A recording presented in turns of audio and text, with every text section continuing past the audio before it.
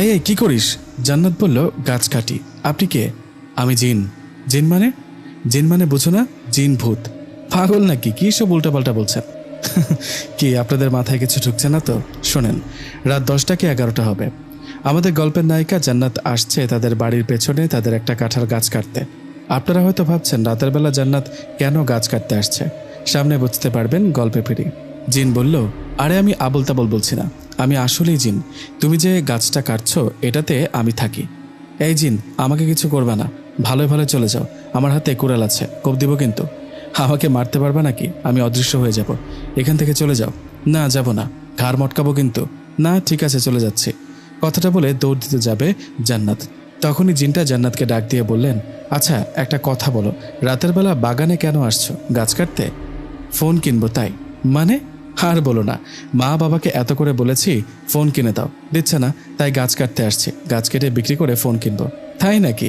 তোমার মাথায় তো সমস্যা আছে।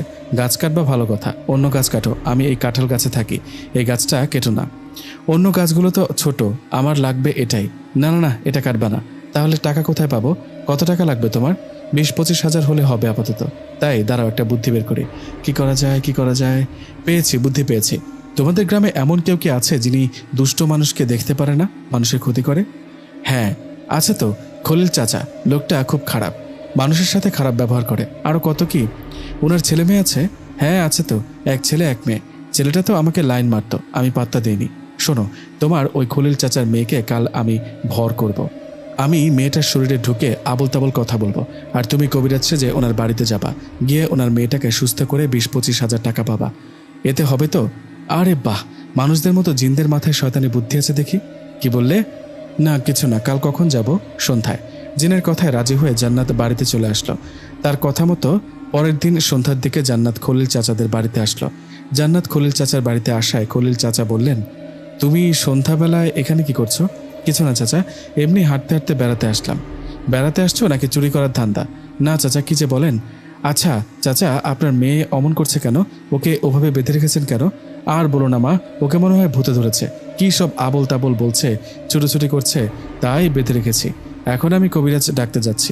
আরে চাচা, কবিরাজ ডাকতে হবে না, আমি আছি না, আমি তো কবিরাজি পারি। আপনি জানেন না বুঝি? তুমি আবার কবে কবিরাজি শিখলা? কবে আবার? স্বপ্নে? স্বপ্নে কি কবিরাজি শেখা যায়? ফাজলামি করো। যায় কিনা একটু পর বুঝতে পারবেন। আপনার মেয়েকে সুস্থ করব, 30 হাজার টাকা লাগবে, রাজি থাকলে বলেন। এত টাকা? না না, এত টাকা দিতে পারবো না। তবে তুমি যদি আমার মেয়েকে সুস্থ করতে পারো তাহলে তোমাকে 20 হাজার টাকা দেবো। 20 হাজার? 20 হাজার টাকা কি ভালো ফোন হবে? কিসের ফোন? না মানে কিছু না, ঠিক আছে 20 হাজারই দিবেন। যান, গিয়ে এক গ্লাস পানি নিয়ে আসুন। জান্নাতের কথায় এক গ্লাস পানি এনে ওকে দেয়া হলো। পানিটা হাতে নিয়ে জান্নাত মিছিমিছি বিড়বিড় করে কিছু একটা পড়ে সেই পানিতে ফু দিয়ে খলিল চাচার মেয়ের শরীরে ছিটিয়ে দিল।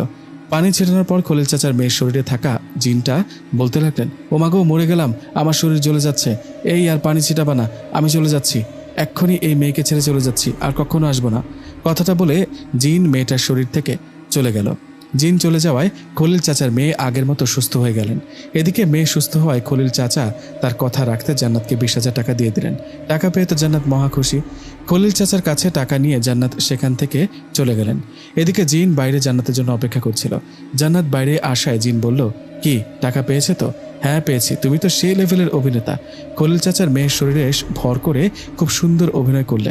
আচ্ছা, এখন তো টাকা পেয়েছ, এখন তাহলে তোমাদের বাগানে গাছটা কাটবে না। তোমার ফোন কেনার টাকা তো হলো, তাই না?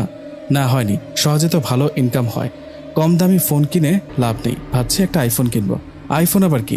টাকা তো পেয়ে গেছো, তোমার যা ইচ্ছে কেন। না না, এই টাকা আইফোন হবে না, এর জন্য আরও টাকা লাগবে। তুমি আর একটা বাড়িতে গিয়ে ভয় দেখাও বা কিছু একটা করো, ওই বাড়িতে যা টাকা পাবো এতেই হবে। এটাই শেষ কিন্তু। হ্যাঁ ঠিক আছে। তোমাদের গ্রামের শুরুতে যে মাস্টার বাড়ি আছে ওই বাড়িতে কাল সন্ধ্যায় উল্টো পাল্টা কাজ শুরু করব।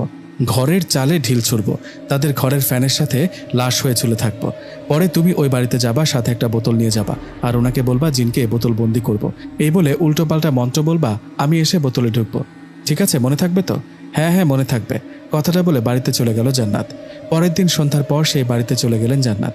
সেখানে গিয়ে মাস্টার মশাই ও তার বাড়ির লোককে অনেক ডাকাডাকি করছে, কিন্তু কেউ দরজা খুলছে না। কেউ দরজা না খোলায় জান্নাত ভাবলেন, কি ব্যাপার, বাড়িতে কেউ নেই নাকি? এইভাবে আরও ডাকতে লাগলেন। জান্নাতের বেশ কিছুক্ষণ ডাকাডাকির ফলে মাস্টার মশাই লাইট হাতে ভয়ে ভয়ে বাইরে বেরিয়ে আসলেন। বাইরে এসে জান্নাতকে বললেন, কে তুমি, এখানে কি চাও? ভূত চাই। আঙ্কেল, আমি একটা মেয়ে কবিরাজ। গ্রামে কারো বাড়িতে কোনো ভূত বা প্রেতাত্মা আসলে আমি বুঝতে পারি। আমার মনে হয় আপনার বাড়িতে কোনো সমস্যা আছে। হ্যাঁ হ্যাঁ, ঠিক ঠিক। আর বলো না মা, আমাদের বাঁচাও। আমরা সবাই একটা লাশ দেখতে পাচ্ছি। লাশটা ফ্যানের সাথে ঝুলে আছে। শুধু কি তাই, আমাদের টিনের চালে কে জানে ঢিল ছুটছে। তাই ভয়ে সবাই এক রুমে বসে আছি। আমি এসে গেছি, আর কোনো ভয় নেই। সমস্যার সমাধান হয়ে যাবে। টাকা লাগবে 50,000। এত টাকা? আমি তো গরিব, এত টাকা কই পাবো? মিথ্যাবাদী, এমনি তো আপনি মাস্টার, এছাড়া প্রাইভেট পড়ান কতজনকে, সবই জানি। 50,000 টাকা দিলে কাজ করবো, নইলে চললাম। যেও না মা, ঠিক আছে আমি রাজি। টাকা পাবে, কাজ করো। ওনার কথায় জান্নাত পুরো বাড়িতে ঘুরে একটা রুমের মধ্যে এসে চোখ বন্ধ করে বিড়বিড় করে উল্টো পাল্টা মন্ত্র পড়তে লাগলেন, আর মাঝে মাঝে হাততালি দিতে লাগলো। এভাবে কিছুক্ষণ চলার পর জান্নাত সাথে করে নিয়ে আসা বোতলের মুখ খুলতেই সবাই দেখলেন কালো ধোয়ার মতো কিছু একটা এসে বোতলের মধ্যে ঢুকে পড়ল। ধোয়া বোতলের ভিতর ঢুকতেই জান্নাত সেটা বন্ধ করলেন আর সবাইকে বললেন, এখন থেকে আর সমস্যা হবে না, আমি ভূতটাকে বন্দি করে